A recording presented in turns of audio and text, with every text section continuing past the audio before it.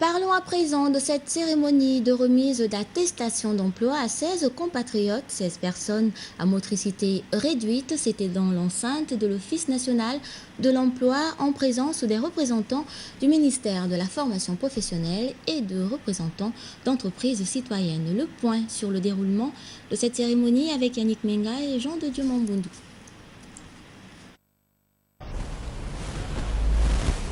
L'handicap n'est pas une fin en soi. C'est ce que démontre cette remise d'attestation professionnelle qui s'est effectuée au siège de l'Office national de l'emploi.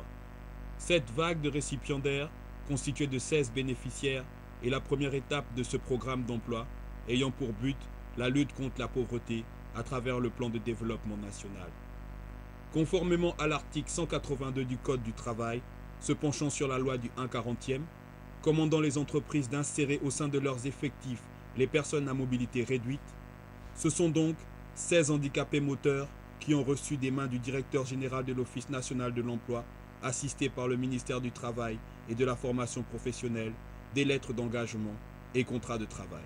Certaines entreprises citoyennes ont répondu à l'appel du chef de l'État, sachant qu'une des dispositions du Code du travail est très simple, c'est la loi du 1/40e. Il est fait mention dans cette disposition qu'une entreprise qui recrute 40 personnes valides devant recruter une à mobilité réduite.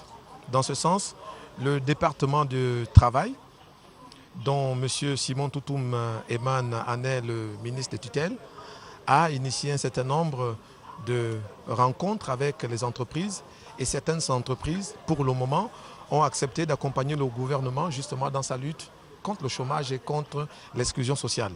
Désormais reconnus comme demandeurs d'emploi, ces citoyens sont recrutés par les compagnies telles que Bolloré, Sodigab, Prix Import et CFAO Motors. L'ONE, qui n'entend pas s'arrêter là, compte insérer à travers tout le pays près de 200 personnes à mobilité réduite.